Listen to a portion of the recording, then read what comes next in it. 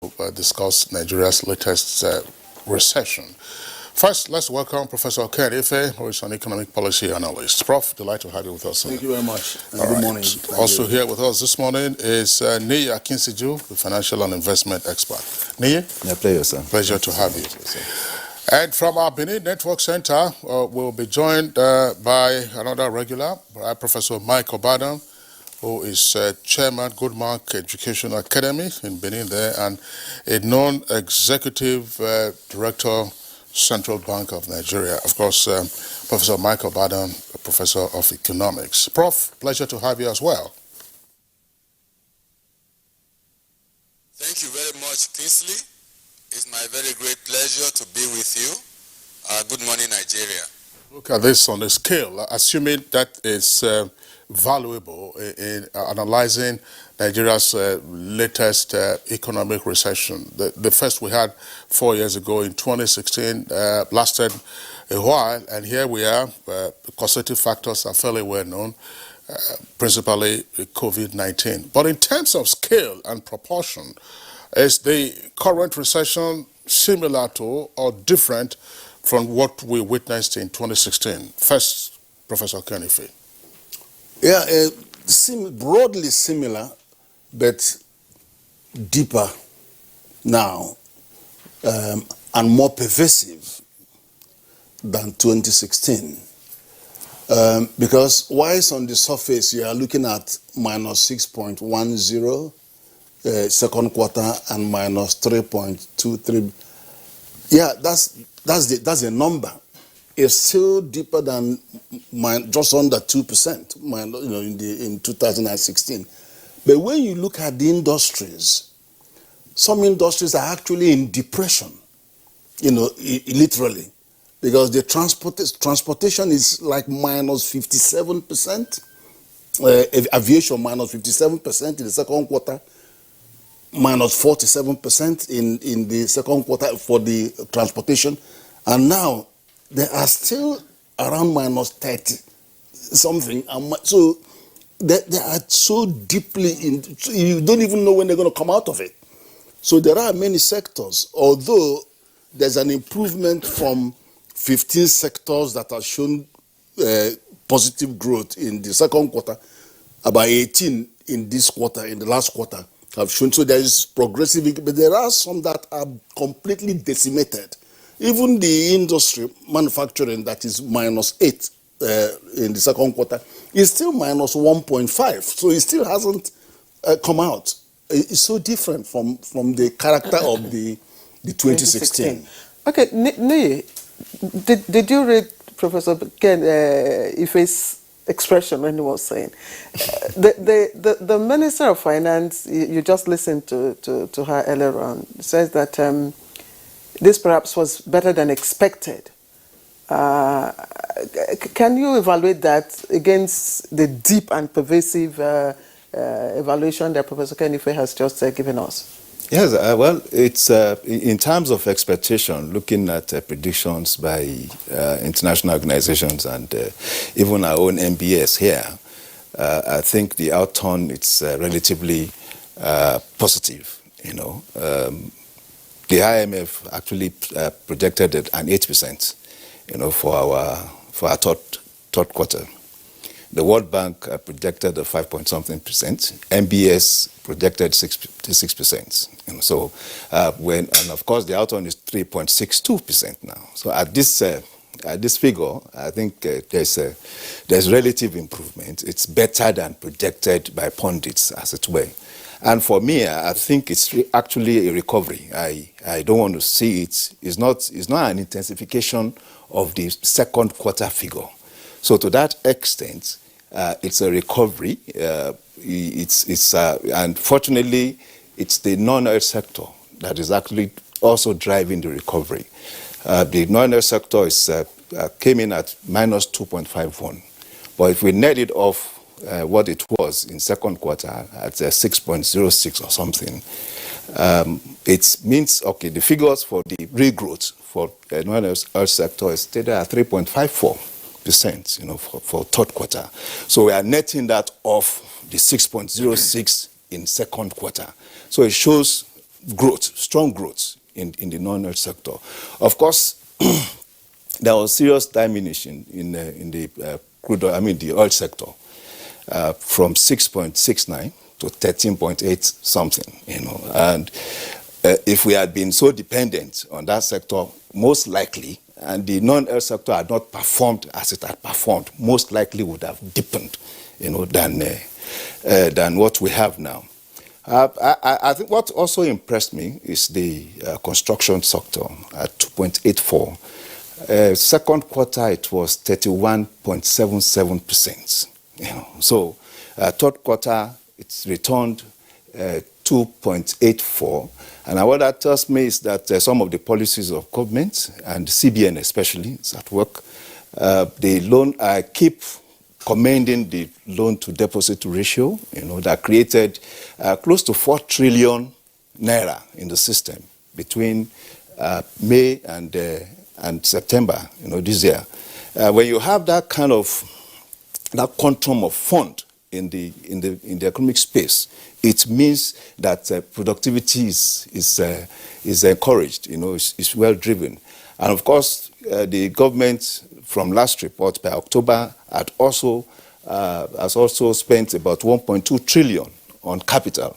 So those are the major drivers for construction, for instance. And of course, when you have construction growing, it's likely that employment figures, are also being affected going forward.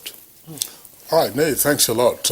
Professor Mike Obadan in our Benin Network Center, I would like you to also weigh in on a comparative basis, 2020 economic recession versus 2016 economic recession, similarities and divergences.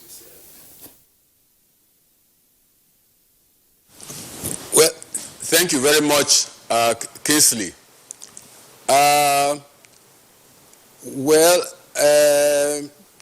The 2016 recession was essentially induced or driven by the collapse in the global oil market, and there was no health crisis at that time. In other words, that was essentially a derivative of an economic crisis. And you remember it lasted for 5 quarters, and the crisis negatively impacted on government finances and foreign exchange and all that, and it affected government spending. But this time around, the crisis the recession derived from a health crisis, which in turn, gave rise to an economic crisis. I think that's where the major difference is, to the extent that the major driver is a health crisis, and if a handle is being had on that crisis, then invariably the pace of recovery, of the economy in 2020 would be, quicker. Yes, we've seen a situation whereby the economic lockdown arising from the health crisis has gradually been eased. And as of now, it has been eased substantially.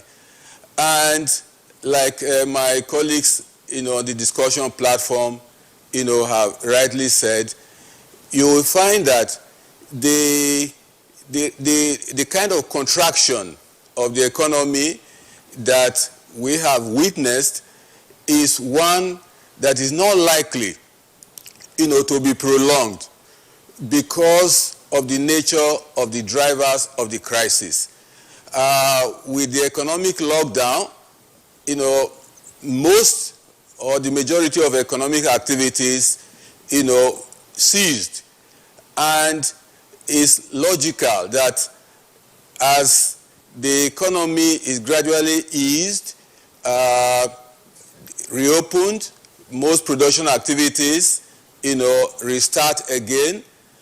Travel restrictions are removed, both within the country and also across the countries, that we definitely logically should be seeing, an improvement in the economy. And I think that's what we have seen, so far. So in terms of, magnitude, well, I think there is a substantial improvement in growth and economic activities, as at now. Like Niya Kisuju rightly mentioned, the contraction in gross domestic product in the second quarter is much deeper than what we have in the third quarter, reflecting the kind of analysis I've just given, that economic activities are gradually restarting and reopening, and the COVID-19 impact is also receding. And so we find a situation that in the third quarter, and pleasantly at that the rate of contraction of the economy has reduced very significantly. From minus 6.1%, contraction in the second quarter to minus, 3.62% in the third quarter, which is actually about 2.48% improvement in economic activities and economic growth. And importantly, Kingsley, you find that, in the second quarter, only 13 economic activities recorded positive economic growth. Now, in the third quarter, 18 economic activities recorded, positive growth, straddling, the areas of agriculture, manufacturing, and other sectors. Only the mining and quarrying sector, the oil sector, actually had not, revived.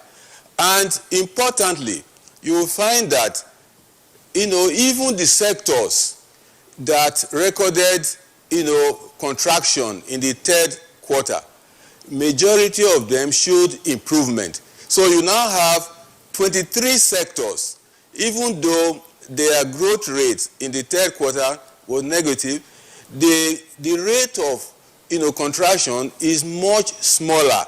So which actually, in economic terms, is likely, if the momentum of implementation of current fiscal and monetary measures along with trade measures is maintained, that pattern of growth that we are witnessing from the data is likely to indicate a kind of V-shaped economic recovery, such that if this momentum is maintained and we are likely to have a positive, growth in the fourth quarter, perhaps marginal positive growth, if not substantial, or at the very worst, like the Honorable Minister of Finance has said, and the Governor of the Central Bank also, said that we are likely to exit the recession, latest perhaps by first quarter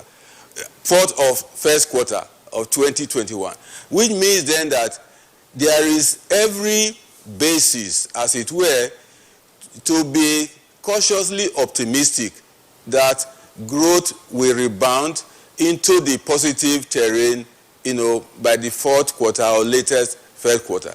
So invariably, the dynamics of the recession, we are witnessing in 2020 are relatively different from what we witnessed in 2016.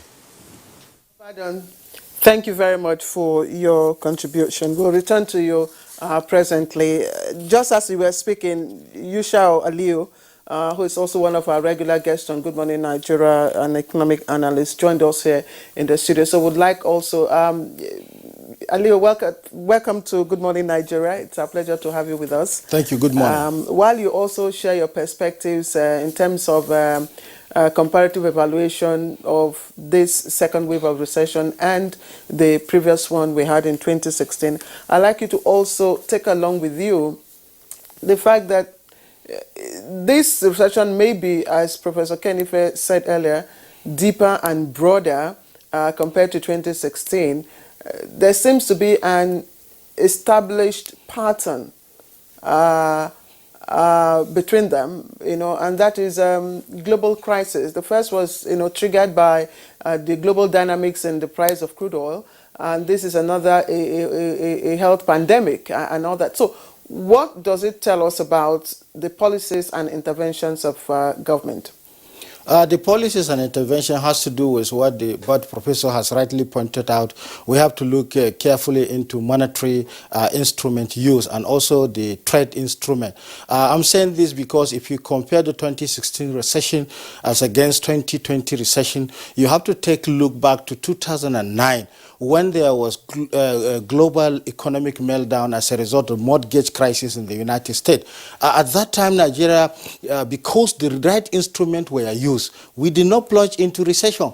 And there was possibility at that time, all things being equal, to plunge into recession. So, but the important aspect of it now is the fact that the instrument used at that time were not properly used in the present time. And I think also it is also good for us economists to carefully be guiding government properly, especially when a recession is mentioned. This recession could have been more dangerous if it came in the middle of the year when there was lockdown. But it is very fortunate for the economy to have it when the economy is reopened. So, and when that is exactly when the economy is breathing. So I think also this instrument, the central bank, what the central bank need to do more is to make sure that there is price stability.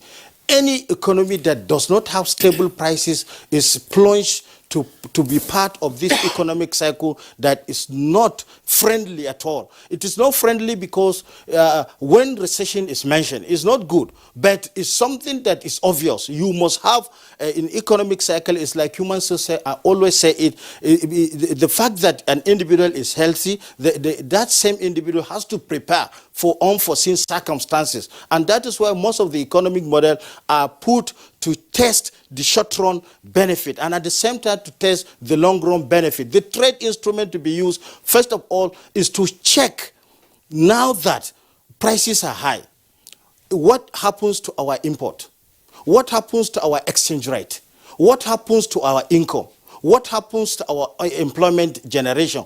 So if government is investing so much in an attempt to create more jobs, that creating more jobs, it means more income to individuals. And when individuals has income, they have the potential to be participating in the economy. There is no need to have 100 million population within the range of being autonomous consumers. That is consumers that are consuming without income. So if you have that economy, it is likely that this to be prolonged. But one good thing about it is that all the parameters that would take us out of recession, thank God we have an experience of 2016. The economic recovery and growth plan of the government must be carefully identified now, and then it must remain consistent because it was agreed in 2016 that the economy, based on the context of economic recovery and growth plan of the government, it is expected that the GDP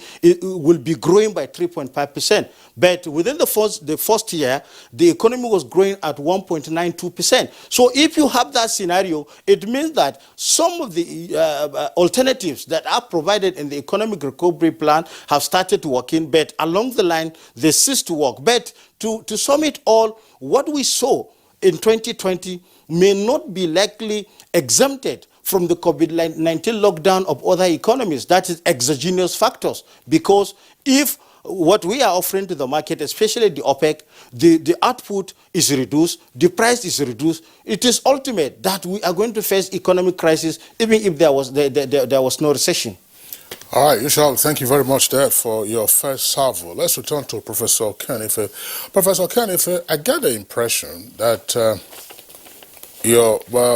brother economists who are fellow discussants on this program cannot quite amplify the point you made about the character of the 2020 recession, which you characterized as being much deeper than what we saw in 2016. You may wish to respond to that, but the critical point now would be,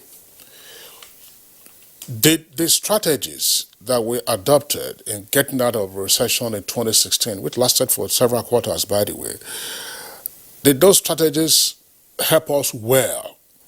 And will those strategies also avail us now in 2020 and therefore be the basis of the optimism that we're hearing? Yeah, one thing that the two regimes faced or had in common was stagflation. Stagflation is an unusual recession where rather than output contracting, people thrown out of employment, compressing purchasing power, and then you're having impact on aggregate demand and stuff like that. And inflation trending down, interest rate trending down because investors are scared of the recession and they're not borrowing, they're not. So all of that. But what we have is the reverse. That is, inflation is steaming in the opposite direction, hyper, some sort of thing. But we were better prepared for this second round than we were in 2016. In the 2016, it was like they just left it to central bank to fight. So monetary instruments were used more. And in fact, to the point that the central bank switched to demand management and restricted access to 43 items. It restricted foreign exchange to 32 and all of that. So others were like, we are playing in the sidelines. Then in February 2017, we now had the Economic Recovery and Growth Plan with matching orders. But it was CBN that religiously executed its part. And it was actually doing the same until we came to the second one, because one of the matching orders was shift resources to the private sector.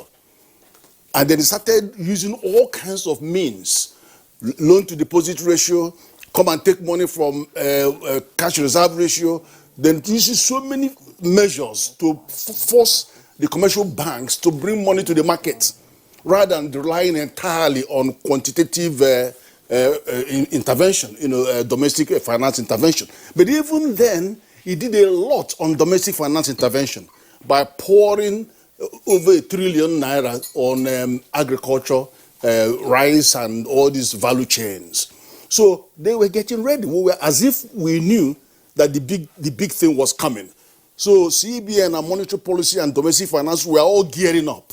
And then we saw massive rise in inflow of capital to the private sector.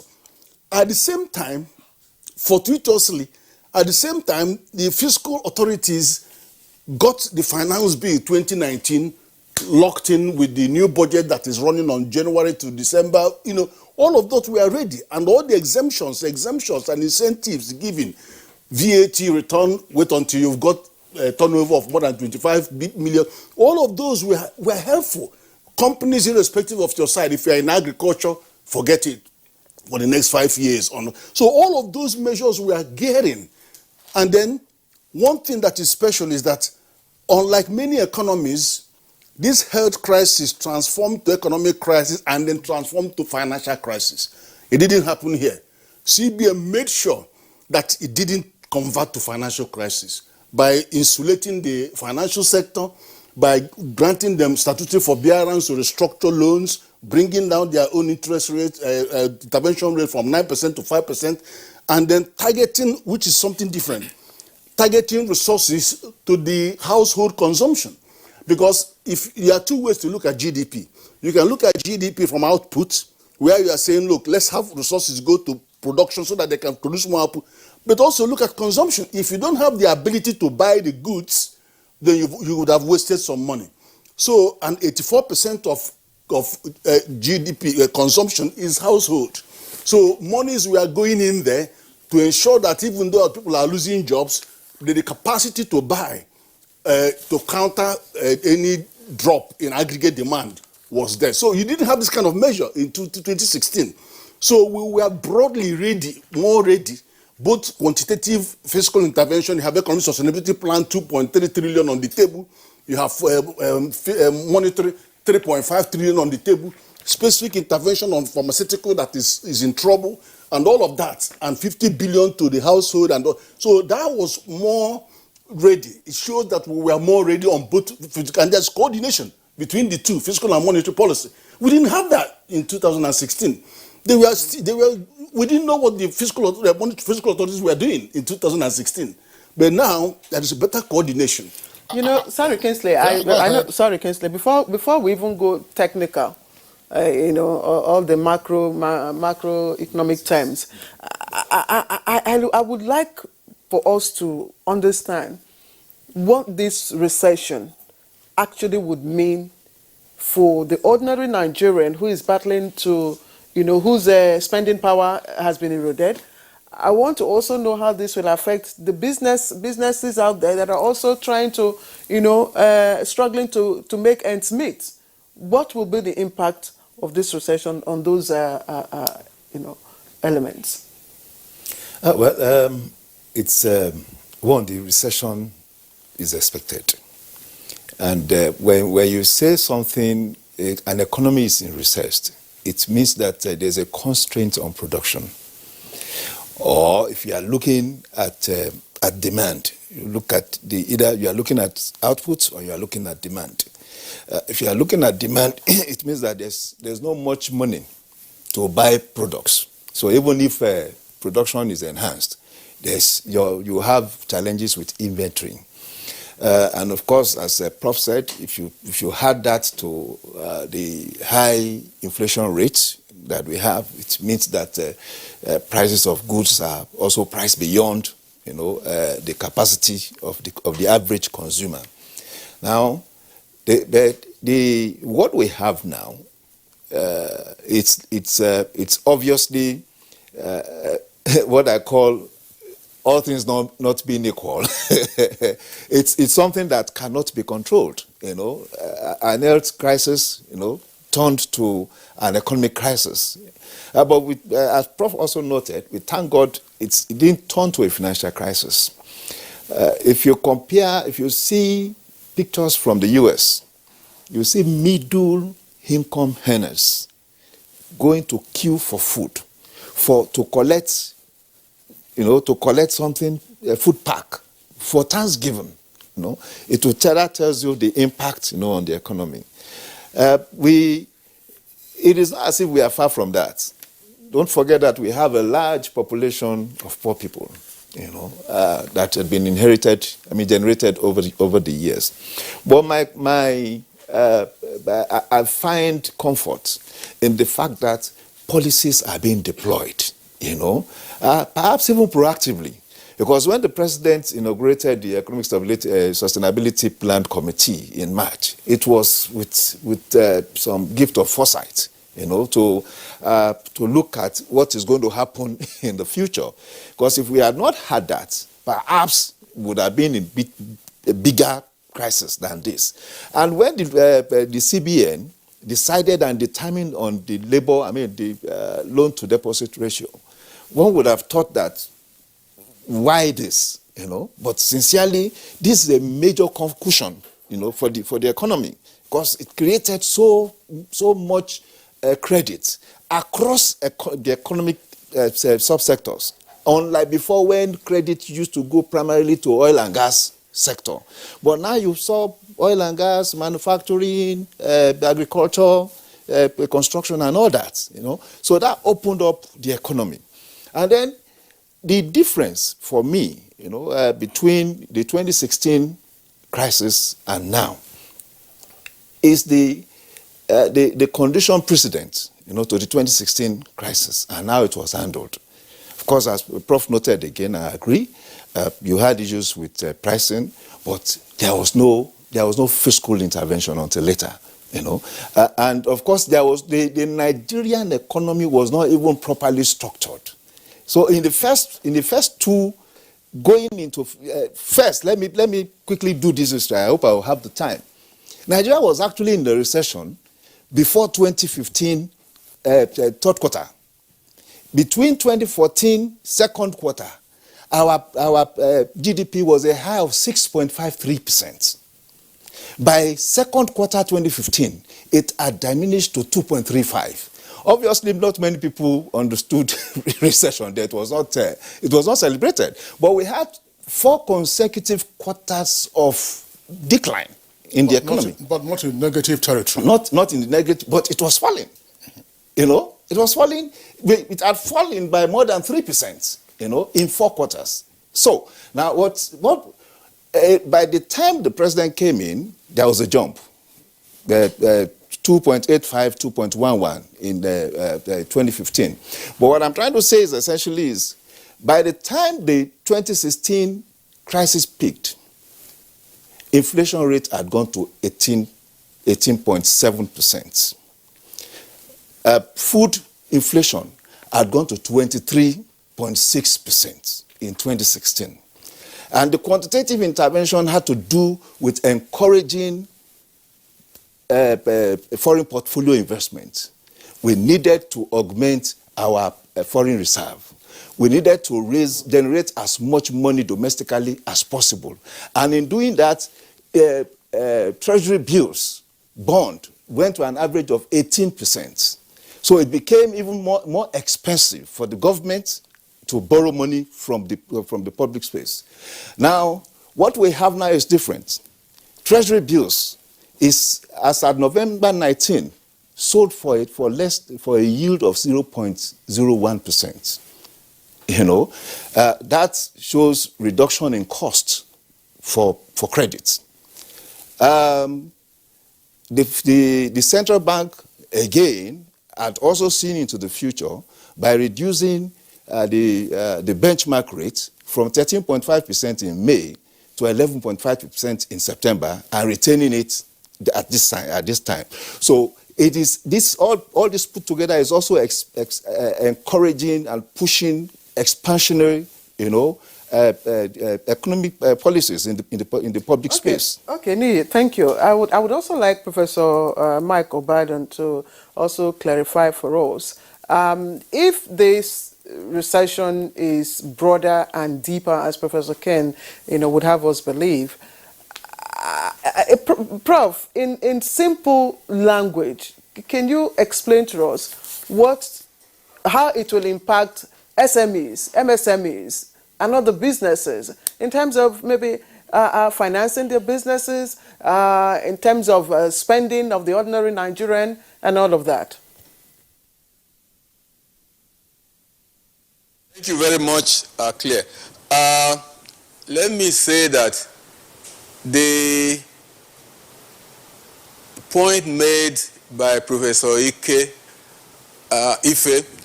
to the effect that this recession is broader and deeper, you know, may need to be qualified against the backdrop of the context of the recession. The recession, as we had mentioned, is a little bit different from the 2016 recession in terms of the drivers. And again, in terms of the character, there was no lockdown, no economic lockdown in 2016. And there was no health crisis. But this time around, you have a global health crisis which, you know, extended to Nigeria, and that one adversely affected, you know, the global oil market, you know, upon which Nigeria depends rather precariously. And following that, you have economic lockdown. I think for me, that's an operative word. And what did the lockdown do? Or what has it done? The lockdown meant a situation whereby economic activities were closed. Most economic activities in various sectors, excepting perhaps in the area of agriculture and food production, and the health sector. Even the transport sector also was largely closed down. Under such a situation where goods and services that were previously being produced are no longer being produced, and businesses are short, workers are at home, then there is no question of talking about increase in output. Output or gross domestic product must necessarily reduce, and that means then that there will be unemployment, or the rate of unemployment would increase. That's exactly what we have witnessed. And like Niya Kishuju rightly said, the federal government, perhaps because of the health crisis, became very proactive, because it knew that the health crisis was giving effect to an economic crisis. A lot of measures, initiatives, were begun much earlier. And so, when all these, measures are being implemented, and they have been implemented rather intensively, then you definitely must find an improvement, in the rate of economic activities, and the rate of growth of the economy. That's what we have seen. So recession, like it's been rightly mentioned, that we're having now, is also similar to the 2016 recession, in the sense that it's characterized by stagflation. We have a situation of contraction in output, national output, and at the same time, inflation has been rising, and the drivers of inflation are very clear. And so output is contracting.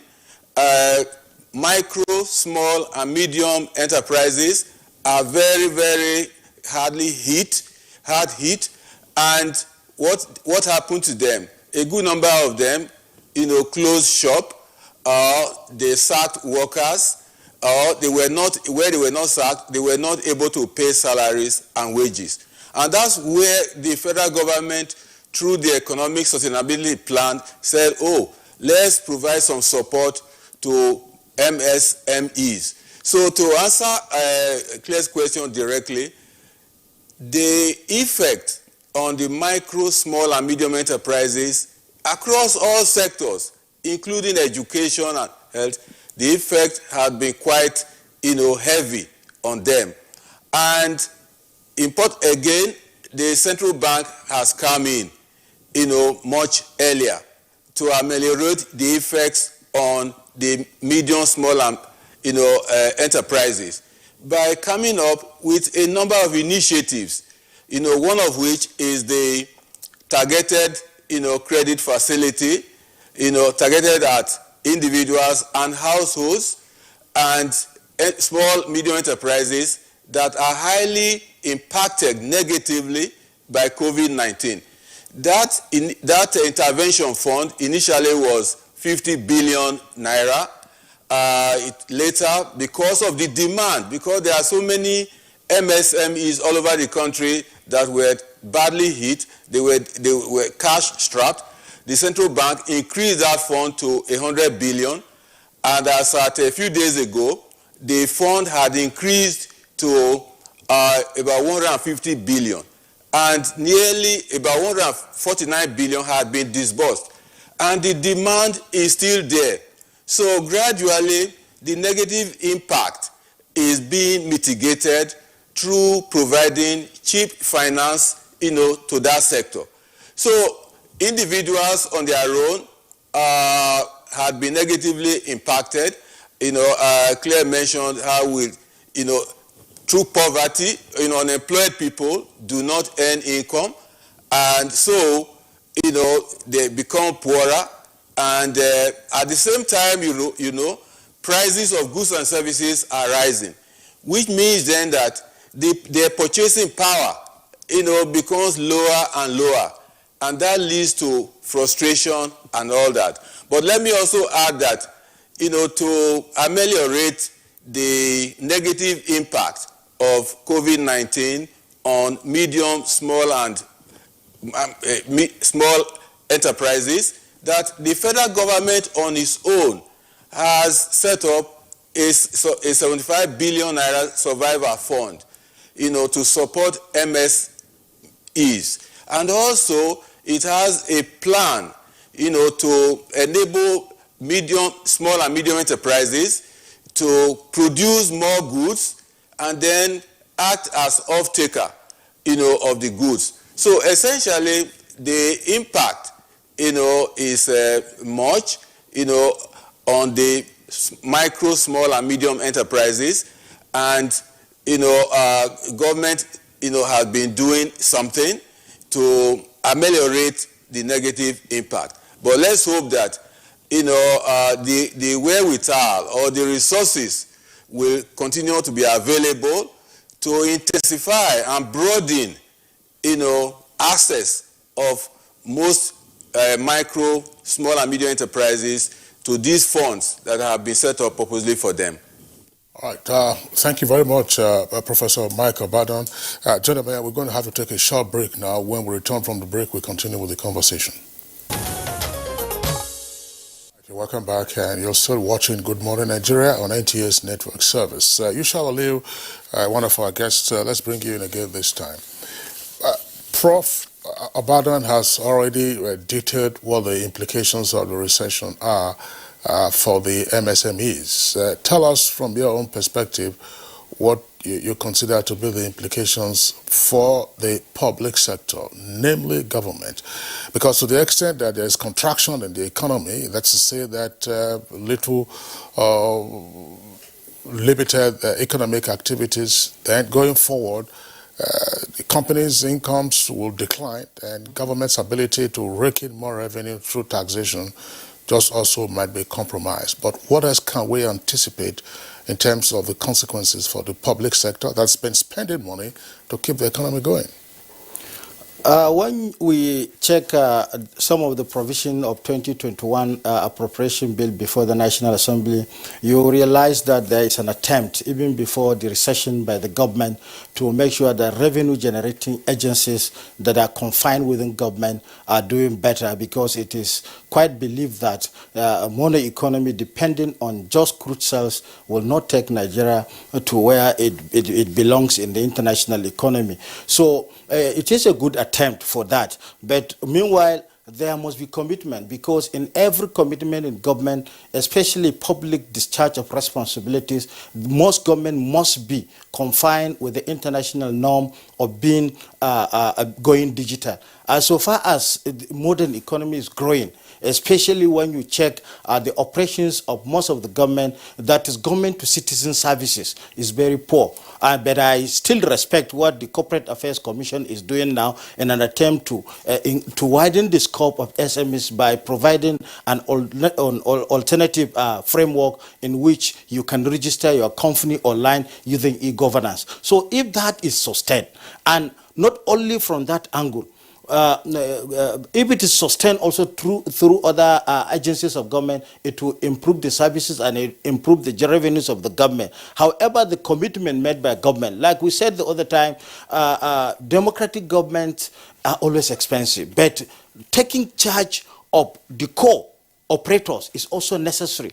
You cannot have a system where the politicians are taking better services, while those in the core industry are not taking better services. Let me give you an instance. There has been agitation to increase wage rate, and it was increased. But after increasing, the economy witnessed what is called stagflation. Those who are not even employed are faced with high inflation. In 2016, it was about 18.7. It started at 18.3% increase to 18.7, which was the highest. So now a situation where you now have a workforce that the purchasing power is being reduced barely to nothing. You don't expect much performance, because the attitude of good performance is that there must be good working condition to which you can discharge responsibility. So anyhow, if government wants to make sure that the economy is moving, presently, Professor Ben, they are on strike. It's 9 months without salary. It's not good for the economy. It means that a larger percentage of those who are supposed to guide the economy don't have income for 9 months. So it is time to end it.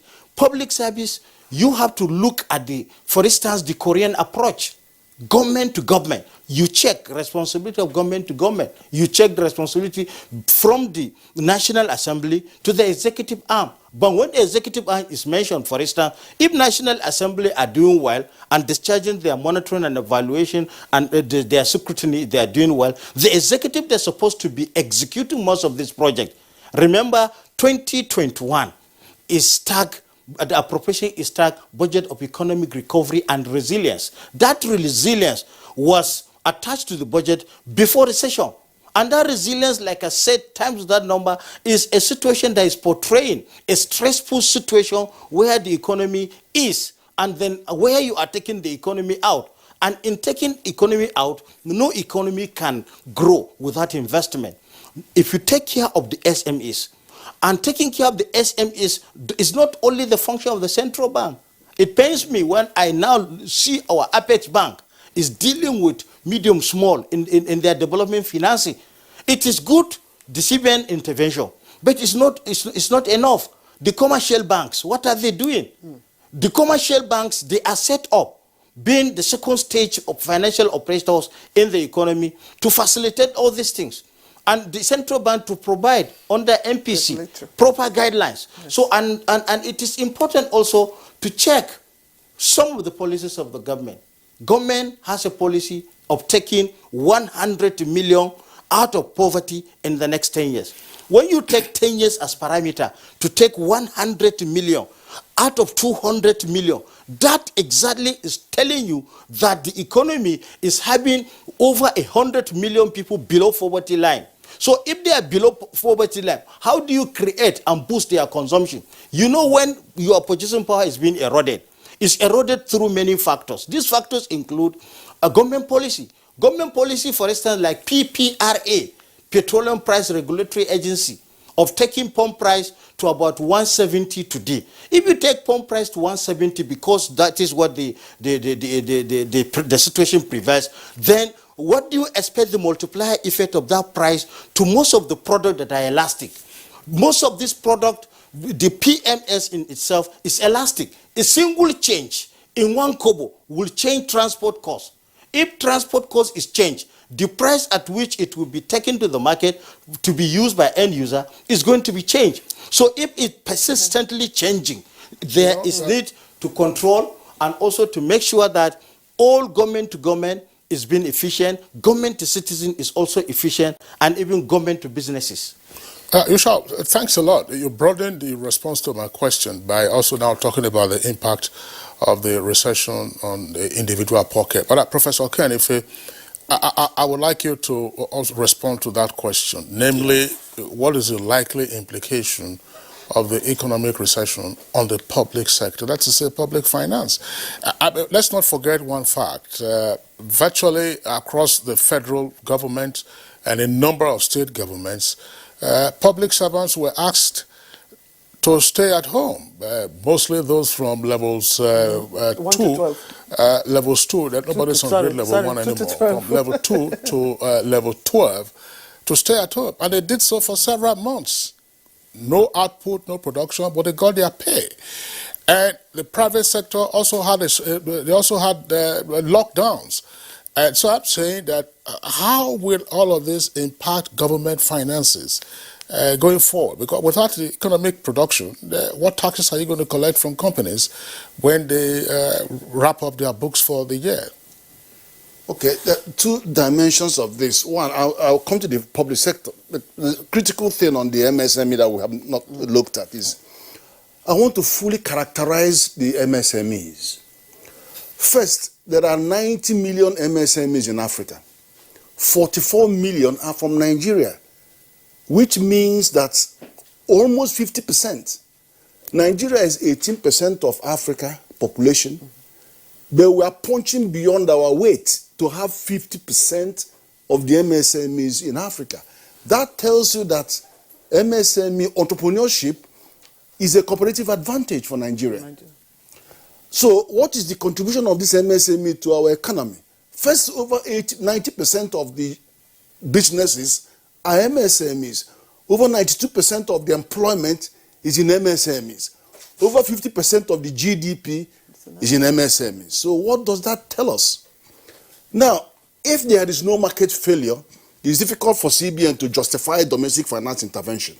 But there is, and we all seen evidence that there is market failure in financing MSMEs. We've seen the evidence. There's also agriculture that is facing the same difficulty. So that's why the intervention in agriculture is much more quantitative. But the answer, what we have numerated here, government's intervention for MSME, you have youth one. Remember, there's youth 75 billion. There is a plethora of interventions from CBN targeting them. And you even have the accelerated agriculture development scheme, and you have private sector accelerated advances. There are lots of stuff targeting youth and women as well as MSME. But the thing is, all these interventions are necessary, but they are not sufficient condition to actually address on a permanent basis the issue of MSME investment. You have to get to the market. It is in the end of the day better for the market, that is the banks, to provide the credit. The reason is this: yeah, you have increased the 50 billion to 150 billion. In the end of the day, you will not get up to 1 million of this 44 million accessing this money. So how do you make sure that all the things CBN was doing, increase loan to deposit ratio, increase that, was to force the market? It's easier for people to go to the market. Let the 44 million go to the market to borrow the money. That's financial market. That is right, yes, the financial market. That is ultimately where you get the stable and sustainable solution. So now notice something. The change, CBN kicked out private sector from their open market operation. And you saw the impact of it, increased liquidity, and some of them started investing in stocks and shares. But then you've seen what happened with the treasury yield, the yield on treasury bonds, heading down to 90 days, 180 days, 1 year, or less than 1%. And you saw the impact. The impact is that a signal has gone that we are coming down. So that was why I was expecting in the MPC decision, either they say hold fire or let's move down the MPR rate a little bit to send a signal we need to be trending down. So we need to get the commercial banks to bring prime rates to single digit. Exactly. And not to stay on double digit. And then let me also say this. The CBN has lowered from 9% to 5% the intervention rate. I would say to CBN, hold on to that 5%, extend this. Because I wouldn't be comfortable for you sitting at 9 if you really want commercial banks to come down to single digit. So you may well move down your intervention. Do you understand? We need to see that coming down so that the headroom between the commercial banks' prime rate is coming. You force them into single digit territory. You know what? So in the end of the day, you are still making it easier for these people to go to the market, to the money market, to financial market, to borrow money, so that the 44 million can go and borrow. Professor Kenife, I'm sorry to interject mid-sentence. I still would like to pursue this aspect of the likely impact of the recession on the public sector. Your analysis, I can deal with that. Your analysis has been with the private sector and what needs to be done. Again, let me contextualize it. Because part of what we heard in 2016, once we hit the recession, was government has to spend its way out of recession. And then we saw frequent trips to the market, to borrow funds, whether domestically or foreign. Are we likely to witness that again in the current scenario of the recession that we have?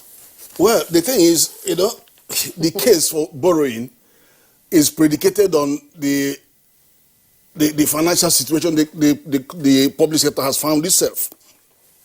One, our tax revenue to GDP is the lowest in Africa, not even among the lowest, it's the lowest, at 6-7% to GDP. Even ECOWAS, our own convergence criteria, monetary policy convergence criteria, is that it should be minimum of 20%, but we are 6-7. The average is 18%. So we are like 3 times, we need 3 times the revenue that we are currently getting. Which means that if we do that, the budget will no longer be 10 billion, it may be about 20, 30 billion. You understand what I'm saying? So where will you source? Because already the tax regime already is heavy on the people. So where will you source this? You can ask that same question to all the countries in Africa, because it's about 15%. And then, I mean, okay, VAT, well, 7.5% is still the lowest.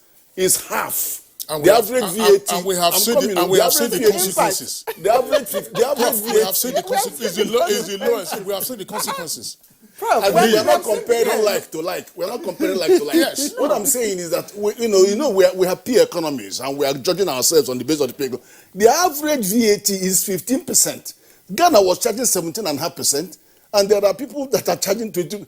The thing is we are the lowest, and I can understand why we are following a low tax policy, because we have so much high cost of capital infrastructure that if the cost of transportation is 20% of input costs, power is 30% of input. These two alone is 50%. We're not competitive. Okay, Prof, thank you. Nii, you may also want to respond to that. That's the impact on the public sector. But I also want you to take it along with you. That's two questions now.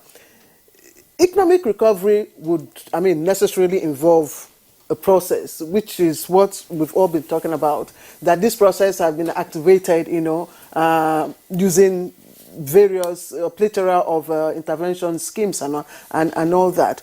But other people are saying, look, is there no way we could also accelerate, make it more effective, like Prof is saying? For instance, open the borders, come up with some policies to address multiple taxation, which is having its own effect on businesses and all that. Well, multiple taxation at the federal level, I'm not too sure of. But, of course, taxation is also a multi-tier issue at the federal, the state, and the local government. So, and I am aware that there are a lot of engagement and debates that had to do with multiple taxation at the state and the federal level. At the local government level. Now, for me, I think there is a process consideration, especially for our MSMEs by the Finance Act 2019. By exempting companies with turnover under 25 million from company income tax and from being responsible for VAT collection. There is a rebate already for the 44 million, companies that Prof referred to. So that's a comfort.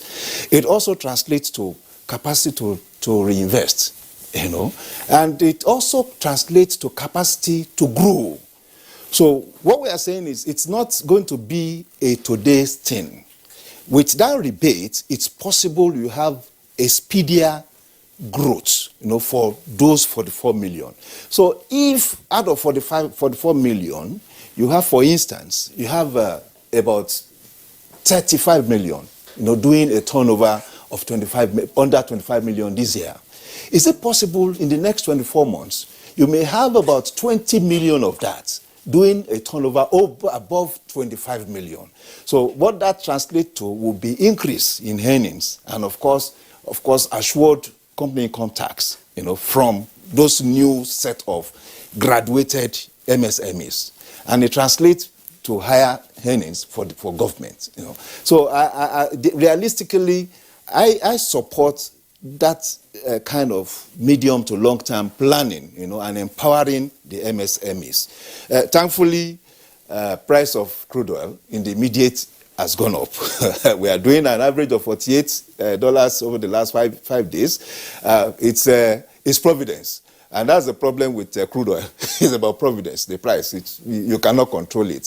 So when it happens, well, we should take advantage of it by correct collection. And I am impressed by the collection rates of the FIRS. Already they are talking of beating their 5.2 or 5.3 trillion targets for 2020, given the constrained economic environment, for 2020. If they are able to meet or beat that target, it means they have performed very well, So the challenges for the federal government, as I think will still be about about generating enough revenue. That will still be there. But thankfully, again, we can also refer to the quantum of FAC sharings. Over since May, it has not been too bad. They are not falling under 600 billion. Before, when the pandemic was coming into Nigeria, some of us were scared that it may go as low as 500 billion. So to a large extent, there has been a stability in that sector. But of course, there will always be a need to raise funds. But I also find comfort in the fact that the cost of funding now, is also very low.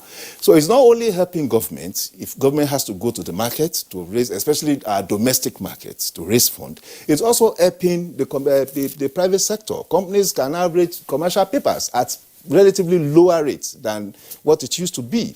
And talking about cost of credit, I know in 2011, I applied for loan after so much ASUS and all that. When I was given approval for my loan and the condition, my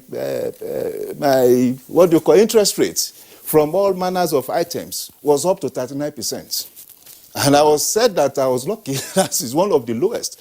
But now we are talking of interest rates as low as 19%, 18%. So there is a difference, and there's a growth for me, which is still high. But Neil, yeah, I note the point about FIRS increasing its collection rate and meeting its target, but this is collection in 2020 for accounting periods that probably ended in 2019 or into 2020. If the accounting period for their economic activities took place during the pandemic, when there was low economic activity, what then will you be collecting in 2021? How do we bridge the shortfall? That's why I've always raised this issue of, look, what will be the impact on the public sector as it is with the federal government? So it's likely to be, with the subnational entities. I have a question for Professor Mike Obadon, but we also have a number of twists. But Professor Mike Obadon, look, generally, yes, first things first. We have a recession on our hands. How do we deal with it? And that's why we're hearing the suggestions that you gentlemen have made. But let's be realistic. What will bring real prosperity will be our strategic approach to actually escalate our GDP growth to outstrip or outpace our population growth rate. Can we see that happening anytime soon or anytime in the next couple of years? To say that, fine, consistently we have a growth rate at least above 3.5% on a yearly basis. And what do we need to do, assuming that's our aspiration? Thank you very much, Kingsley. A very important question. But first of all, just allow me a few seconds to clarify one or two things.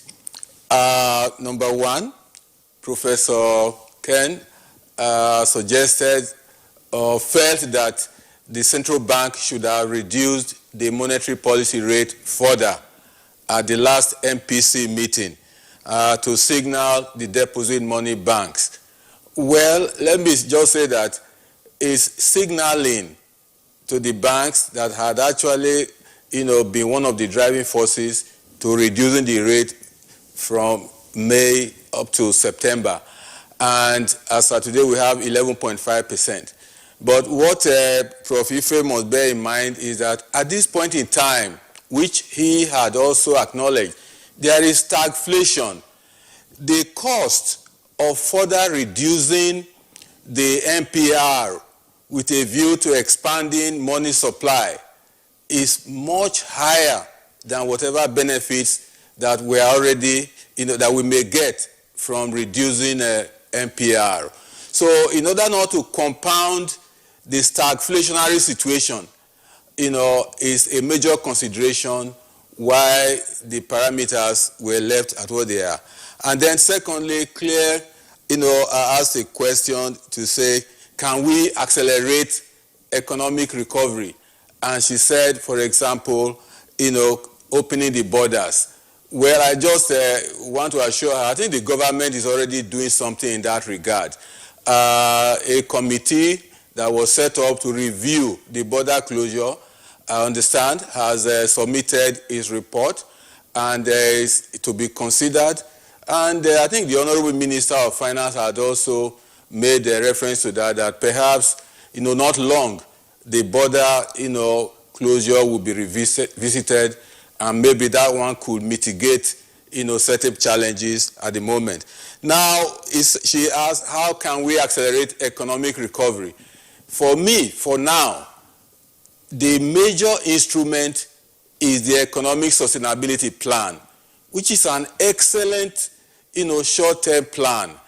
And it has all projects, programs, and policies and measures that can lift the economy out of recession in no distant future. I think the important thing to focus on will be greater or intensive implementation of the Economic Sustainability Plan.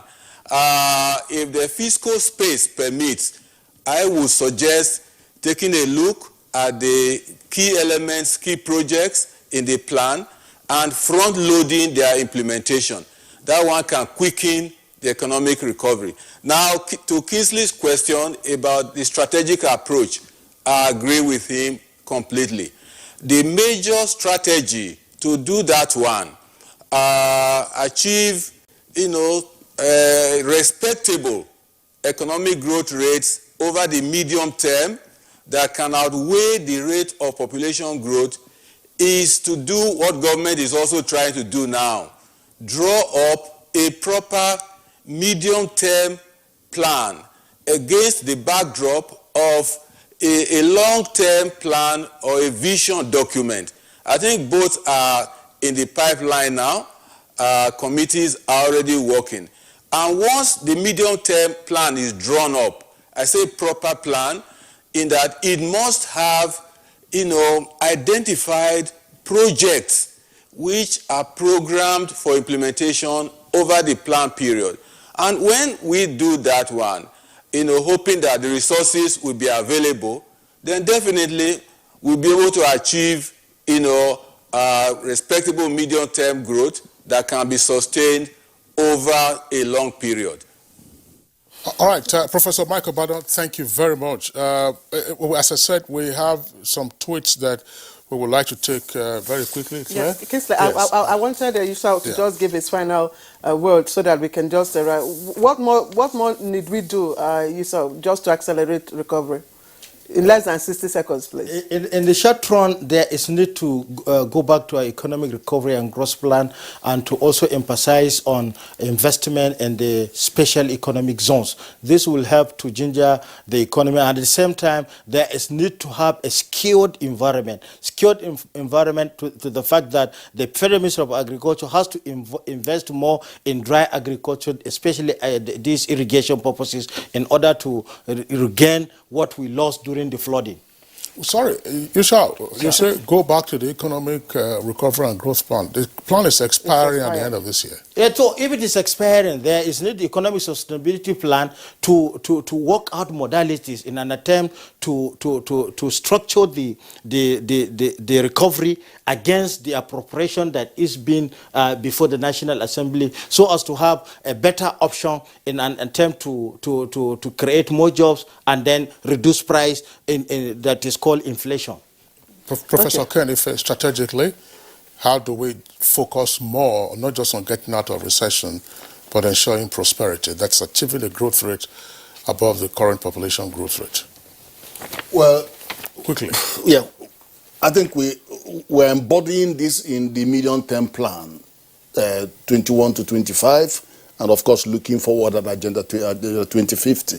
The emphasis really is technology, because technology, as you've seen, all these GDP indicators is jumping. It's about 15% growth rate and all of that.